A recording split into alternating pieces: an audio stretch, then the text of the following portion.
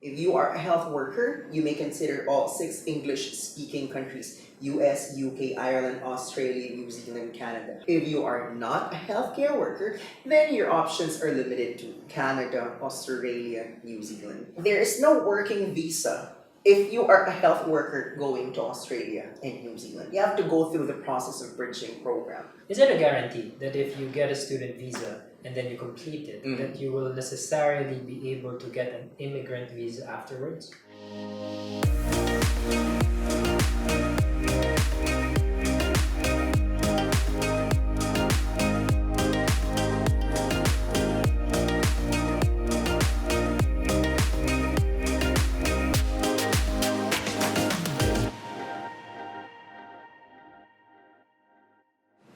Welcome. We at 9.09er help many students to do well in their English exams, from the IELTS to the OET to the PTE. However, it's important to understand why it's important to do well in these tests in the first place. No one takes these tests just to prove how good they are in English. No one does that. But rather, they take these tests in order to go somewhere else, whether to migrate, to study, or to work.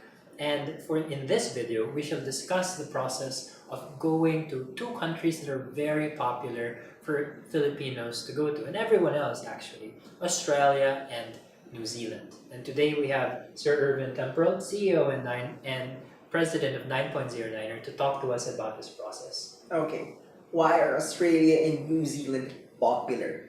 Well, like Canada, they're wide open for everyone, okay? Not just health workers. So, to recap what we've talked about in the previous videos, if you are a health worker, then you may consider all 6 English-speaking countries: US, UK, Ireland, Australia, New Zealand, Canada. However, if you are not a healthcare worker, then your options are limited to Canada, Australia, New Zealand.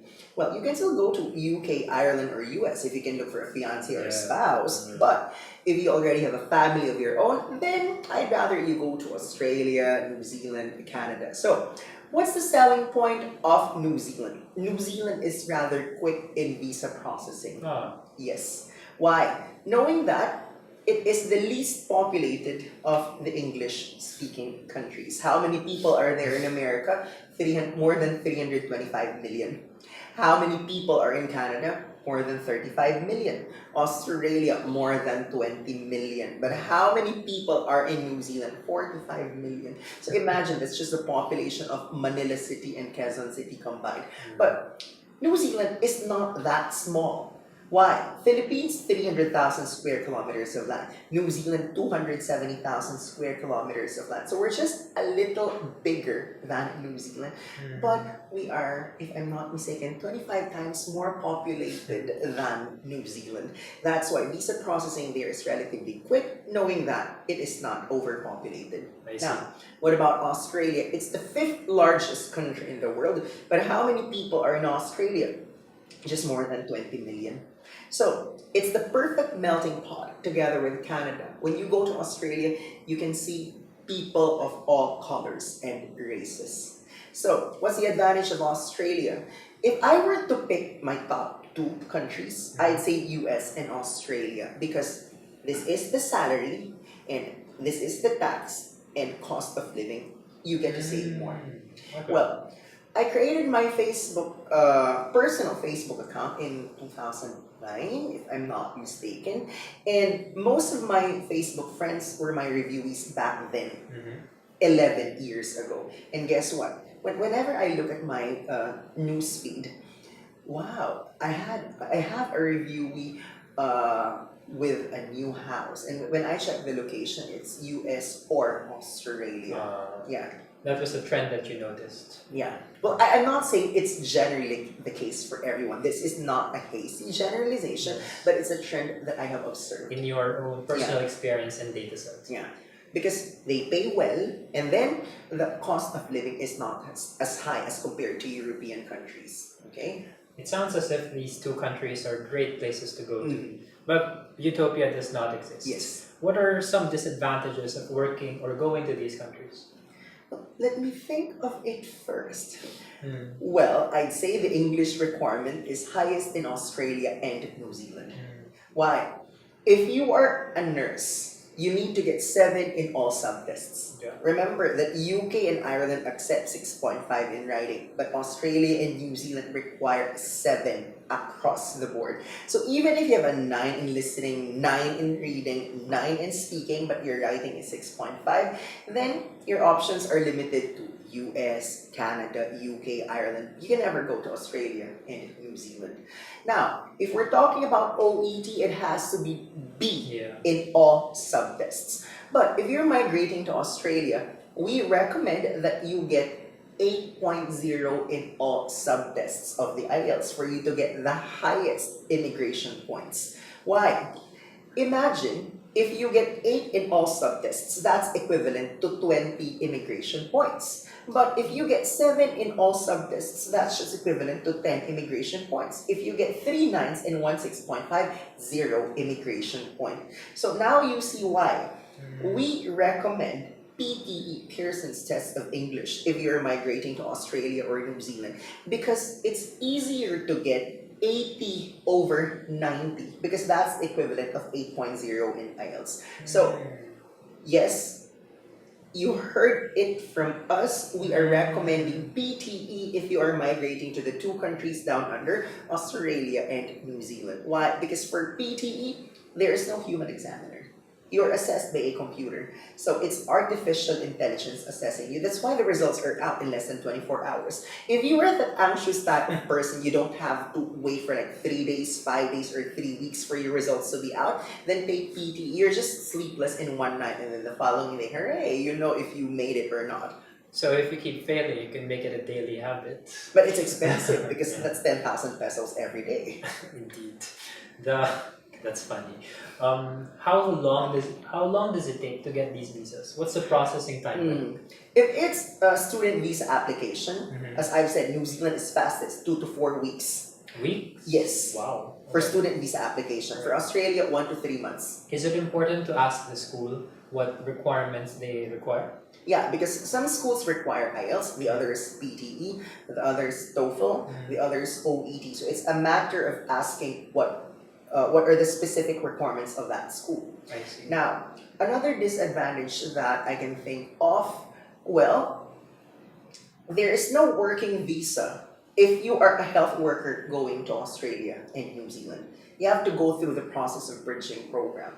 Or, in some cases, you have to pass an examination before you can actually work in these 2 countries down under. Unlike US, like, you can go there and work automatically because you're given EB3 immigrant visa. UK and Ireland also give that kind of visa.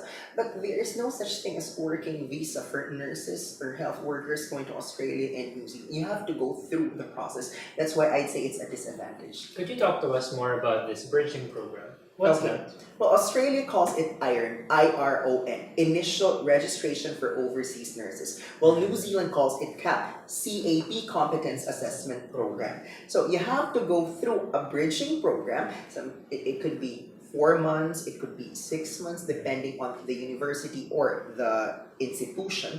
And after that, once you've completed that, is the time that you can work in a hospital setting. So it's not as if when you arrive there, you can work in a hospital straight away. No, you have to go through that process. Why?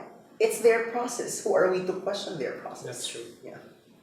Is it advisable for you to get a student visa, study there for a while, and then apply for an immigrant visa? Is there an advantage to that?